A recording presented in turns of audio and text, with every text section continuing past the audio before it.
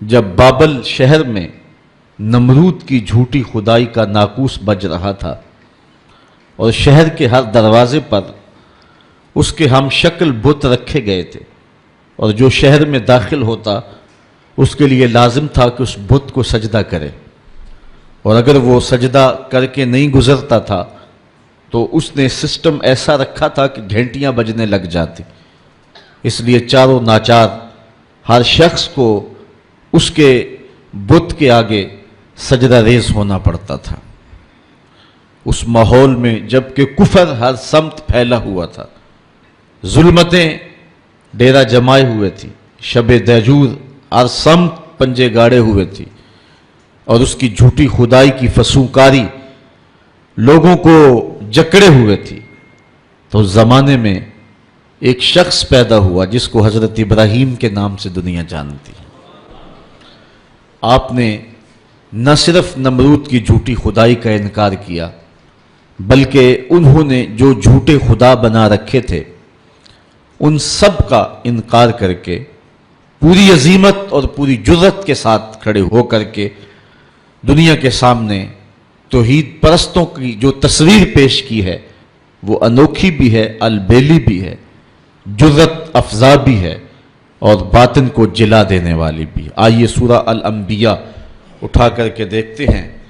اللہ کا نبی جس ماحول میں آنکھ کھولتا ہے اور پھر جوانی کی دہلیز پہ قدم رکھتا ہے، ایک جھوٹے خدا کی خدائی کا ڈنکا بج رہا ہے، اور لوگ اس کے سامنے اپنی پیشانیاں بھی جھکاتے ہیں اور اپنے سر بھی جھکاتے ہیں۔ حضرت ابراہیم جب بلوغت کی عمر کو پہنچتے ہیں، وَلَقَدْ آتَيْنَا إِبْرَاهِيمَ رُشْدَهُ مِنْ قَبْلُ، اللہ ارشاد فرماتا ہے، اور یقیناً ہم نے مرحمت فرمائی تھی ابراہیم کو ان کی دانائی اس سے پہلے، وَكُنَّا بِهِ عَالِمِينَ، اور ہم ان کو خوب جانتے تھے۔ اِذْ قَالَ لِأَبِيهِ وَقَوْمِهِ مَا هَٰذِهِ التَّمَاثِيلُ الَّتِي أَنْتُمْ لَهَا عَاكِفُونَ، جب انہوں نے اپنے چچا اور اپنی قوم سے کہا کہ یہ کیا مورتیاں ہیں جن پر تم پوجا پاٹ کرنے کے لیے جمے بیٹھے ہو۔ وہ بت تھے جن کے ارد گرد وہ بیٹھے رہتے تھے اور ان کی پوجا پاٹ کرتے تھے۔ قالوا وجدنا آباءنا لها عابدین، تو انہوں نے جو دلیل دی وہ یہ تھی کہ ہم نے اپنے آباء و اجداد کو ایسے کرتے ہوئے دیکھا ہے۔ قال لقد کنتم انتم وآباؤکم فی ضلال مبین، حضرت ابراہیم علیہ السلام بولے بے شک تم اور تمہارے آباء و اجداد سارے گمراہی میں ہو۔ قالوا اجئتنا بالحق ام انت من اللاعبین، کہنے لگے آپ کوئی ہمارے پاس سچی بات لے کر آئے ہیں یا یوں ہی ہم سے دل لگی کر رہے ہیں۔ قال بل ربکم رب السماوات والارض، حضرت ابراہیم علیہ السلام نے کہا کہ یہ تمہارے معبود نہیں ہیں، تمہارا معبود وہ ہے جو زمین و آسمان کا رب ہے، الذی فطرہن، جس نے ان کو پیدا کیا ہے، وَأَنَا عَلَىٰ ذَلِكُم مِّنَ الشَّاهِدِينَ، اور میں اس صداقت پر گواہی دینے والوں میں سے ہوں۔ وَتَاللَّهِ لَأَكِيدَنَّ أَصْنَامَكُمْ بَعْدَ أَن تُوَلُّوا مُدْبِرِينَ، وہ ایک میلہ منعقد کیا کرتے تھے شہر سے باہر اور کچھ دن وہاں گزار کر کے آتے۔ عادت ان کی یہ تھی کہ جب وہ میلے پہ جاتے تو پہلے بتوں کے استہانوں میں حاضر ہوتے اور وہاں ان کے سامنے جا کر کے اقسام کی مختلف رنگوں کی مٹھائیاں رکھتے، اور پھر وہاں سے وہ میلے میں جاتے۔ جب واپس پلٹتے تو سب سے پہلے وہ اپنے بت قدوں میں آتے اور اپنے بتوں کو سلام کرنے کے بعد پھر اپنے گھروں کو پلٹتے۔ ہمیں جو طریقہ دیا گیا ہے، میرے اور آپ کے آقا و مولا جب بھی کبھی سفر پہ تشریف لے جاتے تو حضور سب سے آخری منزل مسجد کو رکھتے تھے۔ مسجد سے نوافل پڑھنے کے بعد حضور سفر پر روانہ ہوتے، اور جب واپس حضور تشریف لاتے تو سب سے پہلے مسجد میں جلوہ فراز ہوتے۔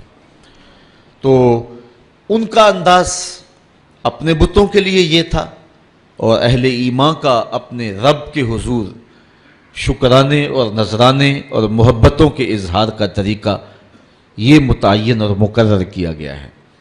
خیر، انہوں نے حضرت ابراہیم کو بھی دعوت دی کہ آپ چلیں اور ہمارے ساتھ میلے میں شریک ہوں۔ حضرت ابراہیم علیہ السلام نے کہا کہ میں تمہارے اس میلے میں کیسے شریک ہو سکتا ہوں جہاں بت پرستی ہوگی، میں تو تمہارے عمل اور رویے سے پہلے ہی بیزار ہوں۔ تو خیر وہ اپنے بتوں کے سامنے طرح طرح کی مٹھائیاں رکھ کر کے میلے پہ چلے گئے۔ انہیں سان گمان بھی نہیں تھا جو کچھ ہوا ان کے آنے کے بعد۔ حضرت ابراہیم علیہ السلام نے اس موقع کو غنیمت جانا اور ہاتھ میں کلہاڑا پکڑا۔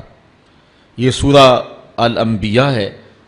سورہ الصافات اٹھائیں، اللہ تعالیٰ جل شانہ نے وہاں سورہ الصافات کے اندر حضرت ابراہیم علیہ السلام کے اس ارادے کی تکمیل کو جو انہوں نے یہاں کیا تھا کہ میں ایک دن تمہارے بتوں سے نپٹ لوں گا، تو آپ ان کے بت خانے کے اندر کلہاڑا لے کر کے تشریف لائے۔ فراغ الی آلہتہم، ان کے بتوں کے پاس حضرت ابراہیم آئے۔ فقال الا تاکلون، ان کے سامنے انواع و اقسام کے کھانے پڑے تھے۔ حضرت ابراہیم علیہ السلام نے کہا کھاتے نہیں ہو؟ ان کی بے بسی کو ظاہر کرنے کے لیے یہ کہا کھاتے کیوں نہیں ہو؟ اب وہ بیچارے کیا جواب دیتے؟ پتھر اور مٹی کے بنے ہوئے مادوؤں کی منہ میں کون سی زبان تھی کہ جو ما فی الضمیر کا اظہار کر پاتے؟ تو حضرت ابراہیم علیہ السلام نے ان کی مسلسل خاموشی کے بعد فرمایا ما لکم لا تنطقون، بولتے کیوں نہیں ہو؟ فراغ علیہم ضربا بالیمین، یہ اللہ کے پیغمبر کا جلال ہے، آپ نے دائیں ہاتھ میں کلہاڑا پکڑ کے ان کے ٹکڑے ٹکڑے کر کے رکھ دیے۔ کسی کا کان کاٹ دیا، کسی کا سر کاٹ دیا، کسی کی ٹانگیں توڑ دیں، اور کسی کے بدن کے حصے بکھرے کر دیے، کسی کا ویسے ہی کچھ نہ چھوڑا، اس کے بالکل ٹکڑے کر دیے، بجری بنا کے رکھ دیے۔ لیکن ان کا جو بڑا بت تھا اس استحان کے اندر، اس کو کچھ نہ کہا اور کلہاڑا اس کے کندھے پہ رکھ دیا۔ اب قرآن مجید میں یہاں سورہ انبیاء میں جو اس واقعہ کو بیان کیا ہے وہاں انداز دیکھیے۔ آپ نے فرمایا وَتَاللَّهِ لَأَكِيدَنَّ أَصْنَامَكُمْ بَعْدَ أَن تُوَلُّوا مُدْبِرِينَ، جب تم پلٹ کے پیٹھ پھیرتے ہوئے آؤ گے تو میں تمہارے بتوں کے ساتھ جو ہے کوئی سلوک کروں گا، ان کا بندوبست کر لوں گا۔ فَجَعَلَهُمْ جُزَازًا، تو پس آپ نے ان کو ریزہ ریزہ کر ڈالا۔ الا کبیر اللہم، لیکن جو ان کا بڑا بت تھا حضرت ابراہیم علیہ السلام نے اس کو کچھ نہیں کہا۔ یہ نہیں کہ اس پر غصہ نہیں تھا، بلکہ ایک حکمت تھی، اس قوم کو رسوا کرنا تھا اور اس قوم کو لاجواب کرنا تھا، ان کے سامنے ان بتوں کی حیثیت رکھنی تھی۔ تو حضرت ابراہیم علیہ السلام نے بڑے بت کو کچھ نہیں کہا۔ لعلہم الیہ یرجعون، تاکہ وہ لوگ اس افتاد کے بارے میں اس کی طرف رجوع کریں۔ اب قوم جب واپس آئی تو معمول ان کا یہی تھا کہ وہ پہلے بت خانے میں آیا کرتے تھے۔ جب وہ بت خانے میں داخل ہوئے تو عجیب تماشا دیکھا کہ جن بتوں سے وہ مرادیں مانگا کرتے تھے، جن سے بارش کی دعائیں کیا کرتے تھے، اور جن کے ساتھ ان کی حکومت، سیاست، ان کا معاش، ان کی معاشرت وابستہ تھی، ان کے حصے بکھرے پڑے ہوئے دیکھے اور ان کی ٹانگیں ٹوٹی ہوئی دیکھی تو بہت پریشان ہوئے۔ قالوا من فعل هذا بآلہتنا انہ لمن الظالمین، کہنے لگے ہمارے ان خداؤں کے ساتھ یہ سلوک کس نے کیا ہے؟ جس نے یہ کام کیا ہے وہ ظالموں میں سے ہے۔ غصے سے پیچ و تاب کھانے لگے کہ برا حال ہوا ہے، دھڑن تختہ کر کے رکھ دیا اور ان کے جسم کے ٹکڑے بکھرے ہیں بت خانے کے اندر، مٹھائیاں بکھری ہوئی ہیں، پلیٹیں بکھری ہوئی ہیں۔ تو کہنے لگے یہ کسی نے بہت برا کیا، سخت ظلم کیا ہے، زیادتی کی ہے۔ قالوا سمعنا فتى يذكرهم يقال له ابراہیم، کہنے لگے چند آدمیوں نے ان لوگوں میں سے کہا ایک نوجوان کو سنا ہے جو ان بتوں کا ذکر برائی سے کرتا ہے، اس کا نام ابراہیم، ورنہ اس بھرے ماحول میں ان بتوں کے ساتھ یہ سلوک بھلا کون کر سکتا ہے؟ ان بتوں کی ہیبت سے سارے خائف ہیں۔ ایک بندہ ہے اس پورے معاشرے کے اندر جو جرأت کے ساتھ ان بتوں کے خلاف بولتا ہے، اس کو ابراہیم کہتے ہیں، یہ سب کچھ اسی کا کیا دھرا ہوگا۔ قالوا فاتوا بہ علی اعین الناس لعلہم یشہدون، کہنے لگے پھر پکڑ کر لاؤ اسے سب لوگوں کے سامنے، لوگوں کے روبرو وہ اس کے متعلق کو شہادت دیں۔ جن لوگوں نے اس شخص کو، ابراہیم کو، ان بتوں کی برائی بولتے ہوئے دیکھا ہے، وہ کہیں کہ واقعی یہ بتوں کا مخالف ہے، اور یہ الزام ہم اس پہ لگائیں کہ اس نے یہ کیا ہوا ہوگا، اور پھر اس کو سزا دیں۔ حضرت ابراہیم علیہ السلام لے آئے گئے اور ان کو پکڑ کر کے گرفتار کر کے جو ہے وہ بادشاہ کے دربار میں حاضر کر دیا گیا۔ آیان سلطنت بھی بیٹھے ہیں، وزراء بھی بیٹھے ہیں، مشیر بھی بیٹھے ہیں، خود نمرود بھی بیٹھا ہے، پجاری بھی، اور ان استہانوں کے اور ان بت خانوں کے پروہت بھی بیٹھے ہوئے ہیں، منتیں ماننے والے، دعائیں مانگنے والے، ان کو اپنا معبود سمجھنے والے، اپنی پیشانی ان کے چرنوں میں رکھنے والے سارے بیٹھے اور اپنے بتوں کی بدحالی پہ پیچ و تاب کھا رہے ہیں۔ سارا غصہ حضرت ابراہیم پر آیا، اور حضرت ابراہیم علیہ السلام کو بلا کر کے لوگوں کے سامنے نمرود اپنی پوری تمکنت کے ساتھ، پورے رعب اور شاہی جلال کے ساتھ، اور پورے غرور اور دبدبے کے ساتھ اس مجلس میں موجود ہے۔ ہزاروں کا یہ اجتماع ہے، اللہ کی توحید کا ایک واحد پرستار حضرت ابراہیم اس ماحول میں ان کو پکڑ کے لایا جاتا ہے۔ قالوا اانت فعلت ھذا بآلہتنا یا ابراہیم، ایک دم چھٹ پڑے، بولے اے ابراہیم، ہمارے ان بتوں کے ساتھ، ہمارے ان خداؤں کے ساتھ یہ سلوک تم نے کیا ہے؟ پھر حضرت ابراہیم نے کیا جواب دیا؟ قال بل فعلہ کبیرہم ھذا، ان کے بڑے نے کیا ہوگا۔ اسلحہ تو اس سے برآمد ہو رہا ہے نا، یہ آپس میں لڑ پڑے ہوں گے، یہ کہہ رہا ہوگا کہ تم چھوٹے میری خدائی میں کیوں شریک ہو، تو اس بڑے نے کیا ہوگا۔ پھر آگے فرمایا فَاسْأَلُوهُمْ إِنْ كَانُوا يَنْتِقُونَ، اچھا یہ نہیں بتاتا تو جن کے ساتھ یہ قیامت ٹوٹی ان سے پوچھ لو کہ تمہارے ساتھ یہ قیامت کس نے توڑی۔ یہ اپنے دکھ کی بپتا خود سنائیں نا، اپنی داستان سرائی خود کریں، ان کے ساتھ یہ قیامت کس نے توڑی، کس نے ظلم کیا ان کے ساتھ۔ پہلے تو کلہاڑا جس سے برآمد ہو رہا ہے، ان کا جو بڑا ہے اس نے کیا ہوگا۔ حالات قرینہ حالیہ جو ہے وہ یہ بتا رہا ہے کہ سارے بت جو ہیں وہ قتل کر دیے گئے، بڑے کے پاس جو ہے وہ اسلحہ ہے اور وہ بچ گیا، اس کو خراش تک نہیں آئی، یقیناً ان کی آپس میں کوئی لڑائی ہو گئی ہوگی، اس بڑے نے چھوٹوں پہ حملہ کر دیا اور ان کے ٹکڑے ٹکڑے کر کے رکھ دیا اور خود سلامت رہا، تو اس نے کیا ہوگا۔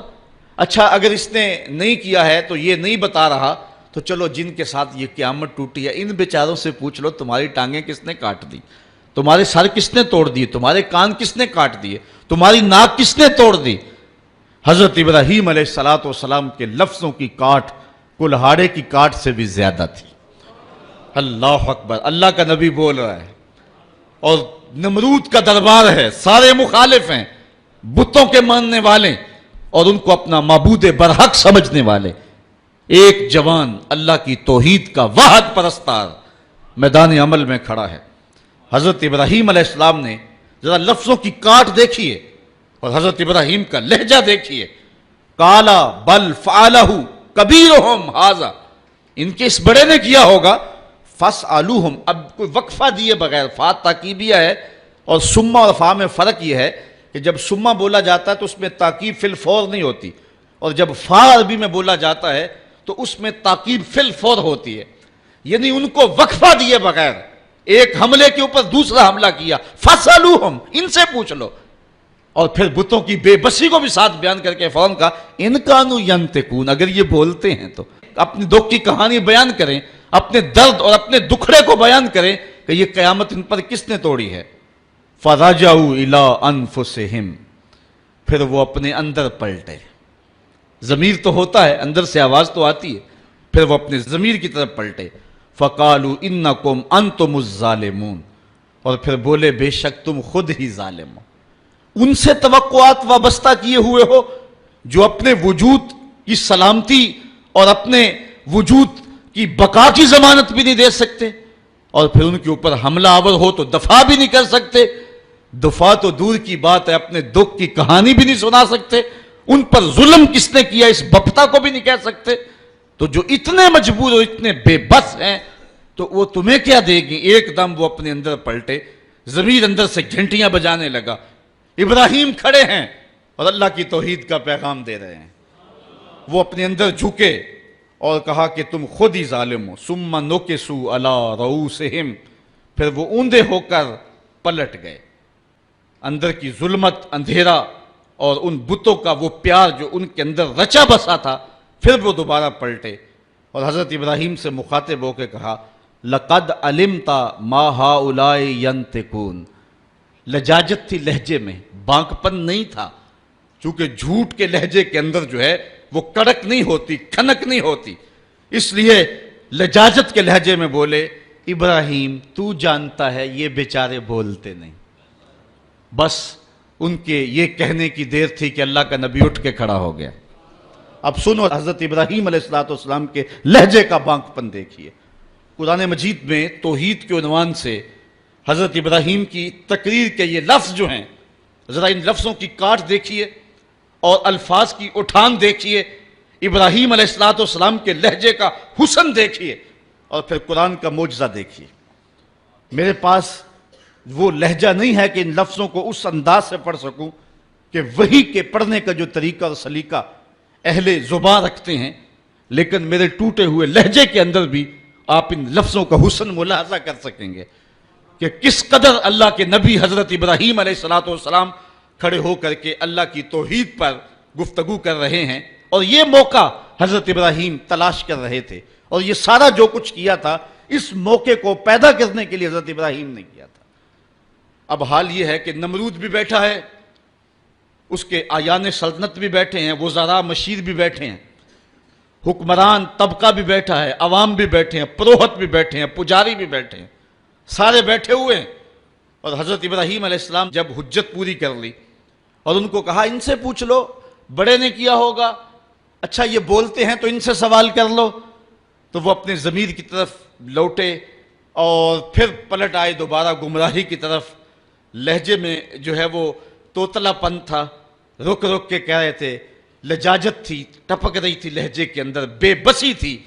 حکمران ہونے کے باوجود اتنا طبقہ ایک تنہا شخص سے مخاطب نہیں ہو رہا اور آنکھیں ملانے کے قابل نہیں ہے، جھکی نظریں ہیں، زبان بل کھا رہی ہے، لجاجت ہے، پیشانی اور بدن پہ پسینہ چھوٹا ہوا ہے، اور کفر کے یہ سرغنے لجاجت برے لہجے میں کہتے ہیں لَقَدْ عَلِمْتَ مَا هَؤُلَاءِ يَنْطِقُونَ. ابراہیم تو جانتا ہے یہ بیچارے بولتے تو نہیں، ان سے کیا پوچھیں، یہ تو بولتے نہیں ہیں. بس یہ کہنے کی دیر تھی، اللہ کا نبی کھڑا ہوا. اب سنو حضرت ابراہیم کا لہجہ. قَالَ أَفَتَعْبُدُونَ مِن دُونِ اللَّهِ مَا لَا يَنْفَعُكُمْ شَيْئًا وَلَا يَضُرُّكُمْ أُفٍّ لَّكُمْ وَلِمَا تَعْبُدُونَ مِن دُونِ اللَّهِ أَفَلَا تَعْقِلُونَ. حضرت ابراہیم علیہ السلام نے فرمایا ان کو پوچھتے ہو اللہ کے علاوہ جو نہ نفع دے سکے نہ نقصان پہنچا سکے. اب ایک اور دیکھیے وار کلہاڑے کا، اُفٍّ لَّكُمْ. ذرا دیکھیے کیسی کاٹ ہے، بیٹھے ہیں شاہب، وقت بھی سامنے بیٹھا ہوا ہے، اللہ کا نبی بول رہا ہے. ابراہیم علیہ السلام کے لہجے کے اندر جلال ہے اور پورے رعب کے ساتھ اللہ کا نبی اللہ کی توحید کا پیغام دے رہا ہے. اُفٍّ لَّكُمْ، افسوس ہے تمہارے جینے پہ، اُفٍّ لَّكُمْ وَلِمَا تَعْبُدُونَ مِن دُونِ اللَّهِ، اور افسوس ہے تمہارے ان خداؤں پہ جن کو تم اللہ کے علاوہ پوچھتے ہو. افلا تاقلون، تمہاری کھوپڑی میں دماغ نہیں ہے، ان کو پوچھ رہے ہو جو اپنے دکھ کی کہانی بھی نہیں سنا سکتے.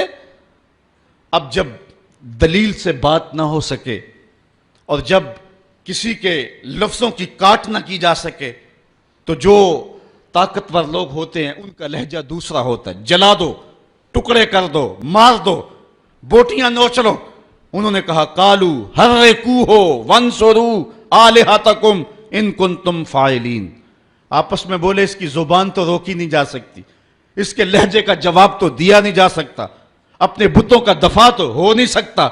ہمارے اس معاشرے میں یہ ایک شخص کھڑا ہو گیا اور ہمارے بتوں کے خلاف بول رہا ہے، اب اس کا جواب تو تم دے نہیں سکتے، اس طرح کرو کہ اس کو جلا کے راکھ کر دو. آج یہ ٹیری جونز نے امریکہ کے اندر کتاب رحمت کے ایک نسخے کو جلانے کا اعلان کیا ہے، یہ اپنی شکست کا اعلان کیا ہے. قرآن کی صداقت کے آگے بول نہیں سکا ہے. قرآن کا یہ نعرہ، اگر اس کتاب رحمت میں تمہیں شک ہے تو اس کی مثل ایک صورت ہی لا کے دکھاؤ. یہ قرآن کا چیلنج آج بھی موجود ہے.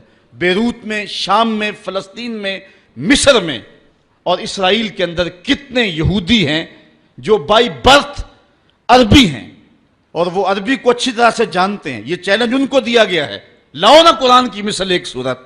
لیکن جب دلیل کی زبان بند ہو جائے اور انسان دلیل سے بات نہ کر سکے تو پھر اوچھے ہاتھ کنڈوں پہ اتر آتا ہے، پھر گالی اور گولی اس کا لہجہ ہوتا ہے، پھر وہ کہتا ہے جلا دو، ٹکڑے کر دو. تو حضرت ابراہیم علیہ السلام کے لیے انہوں نے سب نے مل کر کے یہ فتویٰ دیا، قالوا حرقوہ وانصروا آلہتکم، اس کو جلا دو اور اپنے معبودوں کو بچا لو. ان کنتم فاعلین، اگر تم کچھ کر سکتے ہو تو یہی راستہ تمہارے پاس رہ گیا ہے. اگر اپنے خداؤں کا دفاع کرنا ہے تو پھر اس کی زبان بند کرنے کے لیے یہی طریقہ ہے کہ اس کو آگ میں جلا دیا جائے. اب آگ کا آلاؤ روشن کر دیا گیا. حضرت ابراہیم کو تلوار کی ایک ضرب سے بھی کاٹنے کا اہتمام کیا جا سکتا تھا، لیکن رنگ کوئی اور تھے اور رب کو کچھ اور منظور تھا. ایک چخا تیار کی گئی اور مفسرین لکھتے ہیں کہ اتنی بڑی تھی کہ اگر اوپر سے فضا سے کوئی پرندہ گزرتا اور اس سے اٹھنے والی گرمی اور حرارت اور حدت سے وہ جل بن کر کے کباب بن کر کے نیچے جو ہے وہ گر جاتا. اب جب چخا جلالی روشن کر لی، اب ابراہیم علیہ السلام گرفتار ہیں اور ان کو پکڑ کے آگ میں ڈالیں تو کیسے ڈالیں، قریب تو جایا نہیں جاتا. ایک منجنیق تیار کی، اس کے ایک پلڑے میں حضرت ابراہیم علیہ السلام کو بٹھایا، ان کے بدن پہ رسیاں جو ہے وہ باندھی اور ان کو جکڑ کر کے اس منجیق میں رکھا کہ اس کو گھما کر کے اس آگ میں ڈال دیں گے. جب منجیق کو گھمایا جانے لگا، کارکنان قضاء و قدر میں کوہرام مچ گیا. مالک اس دھرتی پہ تیرا ایک ہی تو پرستار ہے، تیرا ایک ہی تو پوجنے والا ہے، اگر یہ بھی نہ رہا تو پھر تیری توحید کا اعلان کون کرے گا. لیکن فطرت مسکرا کے کچھ اور کہہ رہی تھی، فانوس بن کے جس کی حفاظت ہوا کرے، وہ شمع کیا بجھے جسے روشن خدا کرے. حضرت ابراہیم علیہ السلام اس منجیق میں ڈال لیے گئے. ذرا دیکھیے توحید پرست کا لہجہ، جس دھج سے کوئی مقتل میں گیا وہ شان سلامت رہتی ہے، اس جان کی کچھ پرواہ ہی نہیں، یہ جان تو آنی جانی ہے. ابراہیم علیہ السلام کے بارے میں ان کا خیال تھا کہ جب جلتی ہوئی آگ کے بھڑکتے ہوئے شعلے دیکھیں گے تو اپنے موقف سے رجوع کر لیں گے، لیکن جن کے اندر چراغے توحید روشن ہو، بھلا وہ ان بھڑکتے ہوئے شعلوں کو خاطر میں کیسے لاتے ہیں. حضرت ابراہیم علیہ السلام چرخی میں بیٹھے اور جب اس چرخی کو گھمایا گیا، حضرت جبریل امین حاضر ہو گئے. عرض کہی، اے ابراہیم، میں اللہ کے ہاں قرب خاص رکھتا ہوں اور میرا آنا جانا سدرہ تک ہے. اگر اللہ سے کچھ کہنا ہے تو مجھے کہیے، میں اللہ کی بارگاہ میں عرض کر دیتا ہوں. تو حضرت سیدنا ابراہیم علیہ السلام بولے کہ اے جبریل، تیری مہربانی پیشکش کی، مجھے تیرے سے کوئی حاجت نہیں ہے. جبریل نے عرض کی کہ اچھا چلو اپنے رب سے خود ہی عرض کر لیجئے، اس مشکل اور آڑے وقت میں آپ کی حفاظت کی جائے. آپ کی حفاظت اس قاض کی حفاظت ہے، آپ کا بچ جانا دین اسلام کا بچ جانا ہے، اس لیے آپ خود عرض کر لیجئے. حضرت ابراہیم بولے، اے جبریل امین، مجھے یہ بتاؤ، کافروں کے دل میں یہ بات کس نے ڈالی کہ میرے لیے آگ کے یہ الاؤ روشن کیے جائیں؟ کہا رب جلیل نے. کہا اگر جلیل کی یہ مرضی ہے تو پھر خلیل کی بھی یہی مرضی. جے سونا میرے دکھ وچ راضی تے میں سکھ نو چلے ڈاواں، اگر اس کی رضا ہے کہ میں جلوں تو میں 100 بار جلنے کے لیے تیار ہوں. اچھا، انہوں نے اس منجنیق کو گھما کر کے حضرت ابراہیم علیہ السلام کو آگ میں ڈالا. حوروں کی چیخیں نکل رہی تھی، عرش مولا تھرا رہا تھا. کارکنان قضاء و قدر پریشان تھے کہ دھرتی پر ایک ہی رب کی توحید کا متوالا اور اس کو بھڑکتی ہوئی آگ کے شعلوں پہ ڈالا جا رہا ہے. لیکن قدرت نے جو دکھلانا تھا وہ کچھ اور تھا. جب حضرت ابراہیم کو گھما کر کے آگ میں ڈال دیا گیا، ادھر حضرت ابراہیم آگ میں پہنچے، ادھر آگ کو رب کا سندیسہ پہنچا. قلنا یا نارو کونی بردم و سلامن علی ابراہیم. ہم نے آگ سے کہا، اے آگ ٹھنڈی ہو جا، اتنی ٹھنڈی بھی نہ کہ میرے خلیل کو سردی لگ جائے، ٹھنڈی بھی سلامتی کی ہونا، میرے ابراہیم پہ ٹھنڈی ہو جا. حضرت ابراہیم علیہ السلام اس آگ میں آ گئے. باہر تو بھڑکتے ہوئے شعلے تھے، اندر جنت کی ہوائیں چل رہی تھی. ایک دن نہیں، 2 دن نہیں، 40 دن تک اللہ کا خلیل اس آگ میں رہا ہے. 40 دن تک حضرت خلیل اللہ اس آگ کے اندر رہے. اندر گلزار بنا ہوا تھا، جنت کا ماحول تھا، فردوس کی جو ہے وہ بہاریں تھیں، اور باہر آگ جل رہی تھی. باہر کوئی جاتا تو وہ دور سے بھاگ آتا. اب ان کا تو خیال تھا کہ راکھ بھی نہیں بچی ہوگی, لیکن آگ کے جب شعلے سرد ہوئے اور جب کوئلے بجھے تو حضرت ابراہیم کوئلوں پہ چلتے ہوئے یوں آ رہے ہیں جس طرح کوئی نازنین پھولوں پہ چلتا ہوا آتا. حضرت ابراہیم علیہ السلام سے پوچھا گیا زندگی کے بہترین لمحے کون سے گزرے ہیں؟ کہا وہی لمحے جو نار نمرود کے اندر گزار کے آیا ہوں. وصل کی وہ لذتیں اور وہ گھڑیاں اور وہ ساعتیں, وہ خوش نصیب گھڑیاں میں نے جو پائی ہیں, دل ڈھونڈتا ہے وہی فرصت کے رات دن بیٹھے رہیں تصور جانا کیے ہوئے. وہ خاص گھڑیاں تھی, وہ خاص لمحے تھی. اب اقبال کا لہجہ یہاں دیکھیے. پختہ ہوتی ہے مصلحت اندیش و عقل, عشق مصلحت اندیش ہو تو ہے خام ابھی. بے خطر کود پڑا آتش نمرود میں عشق, عقل ہے محو تماشائے لبے بام.